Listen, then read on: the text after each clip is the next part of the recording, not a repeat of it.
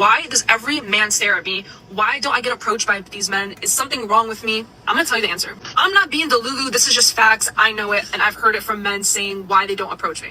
The reason why you are not getting approached is because these men see you as a woman with high value. I love these. These are my favorite ones. Another episode of 2 + 2 = whatever I want it to equal. Let's listen to some more. A lot of men just want to have fun. So they go and push themselves on women that they think don't have high value. This is the truth. Like, I'm trying to be kind. I'm trying to be kind, but this is the truth. Ladies, she's saying, I've done my research. Men do not approach high value women because I'm high value and I'm not being approached. So ladies, if you are being approached, it's because you need to have some class. That is the truth. You are not getting approached in a place where everyone's breaking their necks to stare at you. They know that if they approach you, you will hurt their ego. And they know that you are better than them. Fellas, it's 2026. Stop looking at women. Never ever look at a woman who isn't looking at you. And never ever stare at a woman for any reason. You need to understand the power of the male gaze. The male gaze is one of the most powerfulest forces on earth. It creates anticipation. If you are staring at a man, it is creating anticipation. He probably thinks that you're challenging him and you want to fight him. If you are staring at a woman, it is creating anxiety and anticipation. She is anticipating that you're going to approach her. Now, when I say approach, it doesn't always mean that you're going to ask her for her number. It can just simply you saying something, you being friendly, you being warm. But she's anticipating an approach. So when you look at a woman and you don't approach her, you give her a half validation. Right, and she's still waiting for the other part of the validation to be received. And when she doesn't receive this other part of the validation, it dysregulates her. Your gaze has the power to regulate women and dysregulate women. This is the reason why women cannot stand us. They can't stand our power, and they can't stand how no matter what they do, they are forced by nature to bend under the weight of our gaze. Men can sense if a woman is better than them, and that intimidates them. That just makes them scared, like, oh shit, like, no woman can be better than me. And personally, I take this as a compliment if I'm out in public getting a lot of stares. Fellas, you see how powerful your gaze is? Do you see the levels and degree of cope she's having to tell herself in order to regulate herself? And this is all because a fellow was looking at her and didn't approach her. Your gaze is incredibly powerful. Your attention is incredibly powerful. Your validation is incredibly powerful. Where your eyes go is incredibly powerful. Women feel this and understand this. Women feel the man's power in many different ways. And the reason why they don't communicate this to us is because they're literally powerless against this. All right. So many of the things the woman does is so that you don't understand your power. And when you don't understand your power, the woman is able to act composed around you. The woman is able to deal with men from a place of composure. But you don't want women to have composure with you. Understand how powerful your gaze is. Your gaze has the ability to completely regulate a woman. Your gaze has the ability to provide a woman with validation, attention, acceptance, and approval. That's the power of your gaze, and even understanding. Your gaze has the power to completely offer a woman containment. Your gaze also has the power to completely dysregulate the woman, right? And what I see a lot of men doing, men who don't understand their power, men who don't understand how powerful their attention is, they give their attention away for free, or they give their attention away very cheaply. You'll find these men in the comments section of women in their social media accounts, telling them how beautiful they are, leaving heart eye emojis. You will find these men in women's DMs. You will find these men on dating apps, creating little bios and 5 of their best pictures for a woman to just see. Right? You'll find these men giving away their attention and their validation very cheaply. These men don't respect their presence. These men will, in order to see a woman, have to take a woman out on a date every single time. This is a man who doesn't actually understand how powerful his presence is. This is a man who doesn't understand that his presence represents the seasons. His presence literally represents the summer. When a woman is with you, she's experiencing the summer, your presence, the warmth, your containment, your protection. your protection. You know, just by a woman being around you by proxy, she's protected. These men don't understand how powerful their presence is. And these are also the same men who don't understand how powerful their absence is. Calling and texting a woman all of the time. Sending a woman good morning texts, good afternoon texts, good night texts. Continuously reassuring this woman, continuously communicating to this woman in his absence. These men don't understand that his absence represents the seasons. It represents the winter. It's cold. It's harsh. She doesn't know when she's going to see you again. She's longing for the summer. She's longing for your presence. You don't understand your power. But in order for the woman to long for your summer, she must experience your winter, like the seasons. She has to be exposed to the seasons. If she's in the sun for too long, it will become overbearing. If she's in the cold, harsh winter for too long, it will become overbearing. This is why she must be exposed to your seasons. You give away your power for free. Your attention, your validation, you give it away for free. Fellas, when you're really, really good at this, when you really understand how powerful you are, when you really understand how powerful your independence is, when you actually come to terms with the fact that your independence and your attention is vastly superior to the woman's beauty, that's when you're able to make women earn your validation correctly. When you're really good at these things, your validation and your approval will be more valuable than money, than a house, than a car, right? Men who are seriously in tune with their power levels, their eye contact is worth more than another man buying a woman a Bentley. Them simply seeing a woman is worth more than another man booking this woman a flight and a trip around the world. How much value do you place on your validation? How much value do you place on your presence? How much value do you place on your attention? The woman quickly identifies how much value you place on these things, right? Because a suitcase full of yellow rocks isn't very valuable, but a suitcase full of gold is very valuable. But if the man has a suitcase full of gold, but he thinks it's yellow rocks, then it's not going to hold any value to that man. But if a man has a suitcase of gold and he understands it's gold and then he places a premium on top of that, well, this man knows what he's doing, doesn't he? I've told you guys many, many times. I've learned from different sections, from different people that I've chilled with. And some of my most funniest things that I've learned were from drug dealers, right? And what I learned from drug dealers was that because they were so paranoid, because they were always looking over their shoulder and everybody else's shoulder for the police, for the ops, they had this appeal to them. And what their appeal is that they would never give you eye contact. They'll never give you eye contact for longer than a second. Right? They'll look at you, they'll look elsewhere. They're looking in different places all of the fucking time. And then so when they're dealing with women, what happens is that the women will find themselves competing for his eye contact. You know, always trying to hold his gaze for a bit longer. And every now and again, she'll think, I'm holding his gaze. But no, he's not. He's looking through her. He's looking over her head, looking at the exit door, looking in his peripheral, looking over her shoulder. And you will see how the woman will start looking at, where is he looking? Where are you looking? This is something that I learned from chilling with drug dealers, right? And it's something that I've incorporated many, many years ago. And when you try it, fellas, when you learn how to do this, you will see women literally squirming and trying to compete for your eye contact. When you're really, really good at this stuff, a woman will literally hold your head and make you face her. You know a woman is succumbing to your gaze, trying to earn your gaze when her belly button is always facing you. Right? And then you know it's flipped and reversed the other way around when your belly button is always facing her and she's facing elsewhere. You need to make your attention and your validation powerful.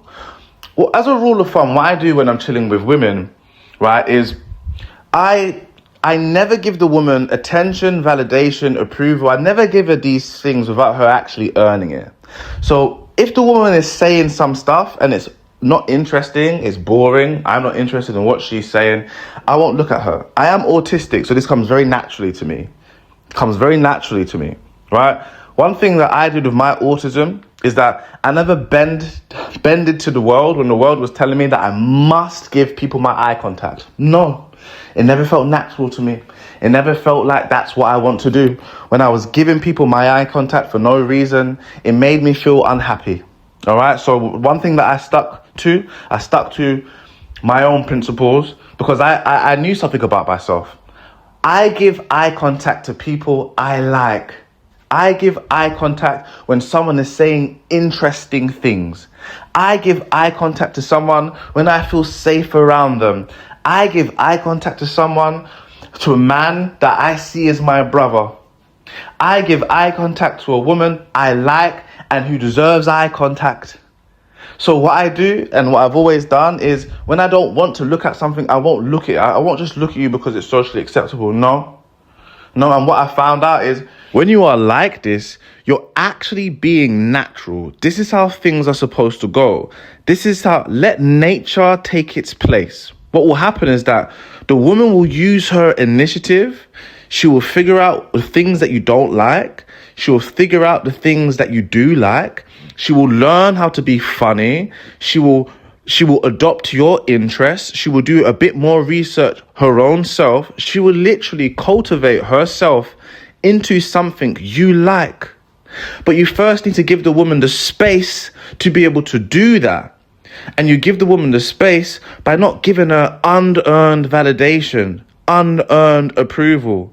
Don't just give her your gaze for no reason. When you voice your displeasures, when she says something that's not interesting and not funny, when she just started talking about something that's not relevant to what you was talking about, disconnect your gaze. Tell her this. Don't bite your tongue. Don't turn blind eyes with a woman. Let her earn your attention and your validation. Let her earn your approval. Your eyes, you can feel it within your nervous system. You'll naturally gravitate towards her when she's appealing to you. And you'll naturally want to turn away when she's not appealing to you. Give the woman that space, give the woman that truth, and watch her use her initiative. An amazing thing will happen to where maybe on the third time, you're not really feeling like gazing at her for long, other than when she's bending over or something. You'll notice that's what women do. When they can't captivate your gaze outside of sexually, then they're going to resort to just objectifying themselves anyway, right? This is the reason why so many women sexually objectify themselves, is because they haven't learnt yet how to captivate a man's gaze through other means. And so when you're dealing with a woman, you're going to be the person who's going to teach her how to captivate your gaze through other means. And she will learn this if you don't give her unearned gaze. Right, what will happen is after a period of time, she'll realize she's boring, so she'll drop a pen in front of you and then she'll pick up in a sexy way. That will captivate your gaze. That will give her the attention and validation she's looking for. But after a period of time, she's going to be like, I want to learn how to captivate his gaze in a different type of way. Give her the space to be able to do that. She'll use her initiative and she'll actually turn into someone who's interesting, somebody that you want to look at. That's the interesting thing that happens, fellas. All right. The woman has the capabilities to adapt and to learn and to mold into what you like. But you need to give her the space to be able to do that, fellas. All right.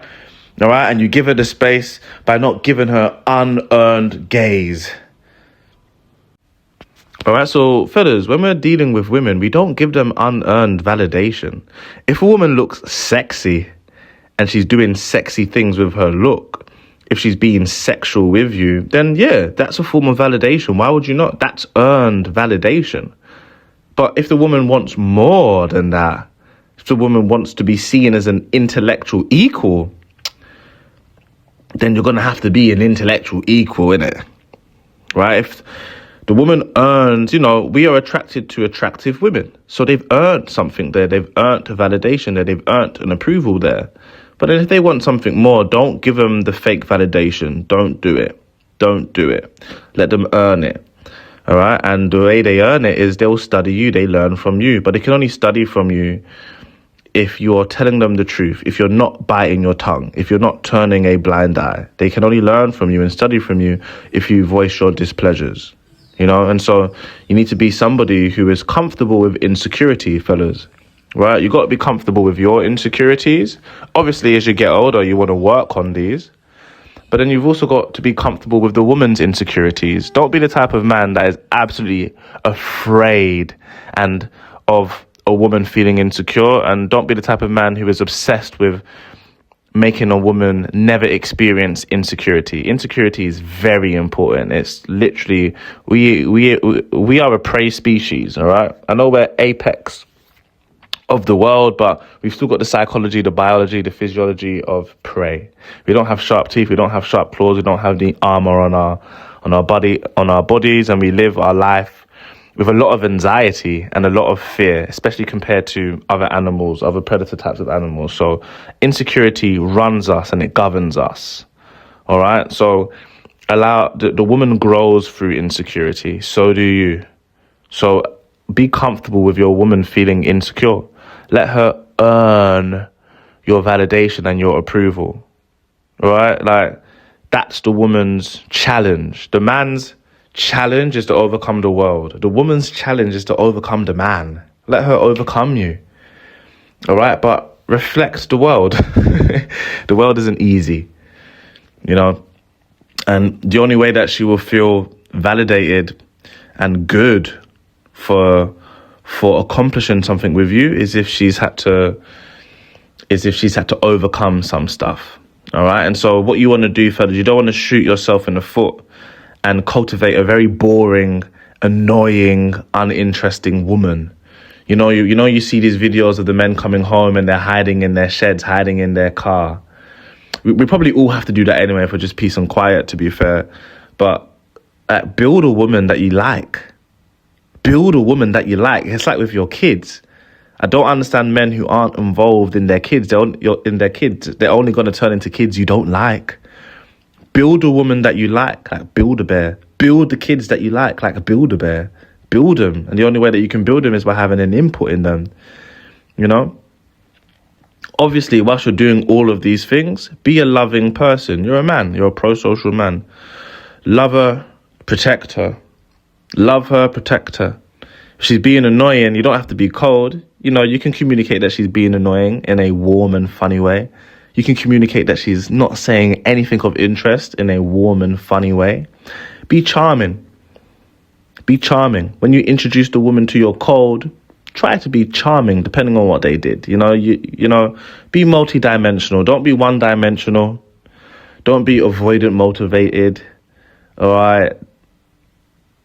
Yeah, okay. If you're going to be indifferent, be indifferent because she's going against values, and even still try to show love and warmth and protection where you can, and when you're being nonchalant to defend yourself against her manipulation techniques, all right? Your whole personality isn't indifference. Your whole personality isn't nonchalance, all right? Your whole personality is making this woman earn my validation. So I've got to be careful with you guys. A lot of you guys are quite one-dimensional. Do you know what I mean? You'll read it, you'll see a video, you'll see something I say, and then you think I mean to apply that on all areas. No, don't apply that with all areas.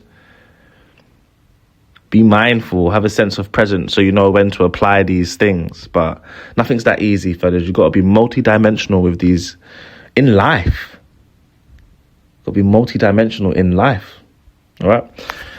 Guys, thank you so much for your support. Please continue to like and follow, like and support the page. Leave a comment. Tell me what you think. I love reading your comments. You guys are funny. You guys who keep commenting absolutely stupid things, you get yourself blocked. Please expose yourself so I can block you. I love blocking you guys. It's funny to me. Before I block you, I click to see all of the other essays you wrote on other videos. And I love the fact that I can just, it's gone. It's gone, all of that essay writing. If you had this degree of application in school, you would have thrived in school. But chances are you didn't. You're applying yourself to my comment sections, leaving dissertations. And it's gone now, isn't it? And it's gone. So why did you do it? What a waste of time. Now it's gone and you can't see my page no more. Banished. Banished. This is my domain. All right, I'm the only person who casts domain expansion around here. And you've been banished. You got to learn how to behave yourself. You got to learn how to speak the language of men. Learn how to speak in a respectful way. Huh? What, you thought I'm just impartial? You think I'm just this objective force? No, this is my domain. If I don't like how you're talking to me, you'll be banished. All right? All right. Anyway, for the rest of you guys, love you guys. Love you guys. We'll see you in the next one.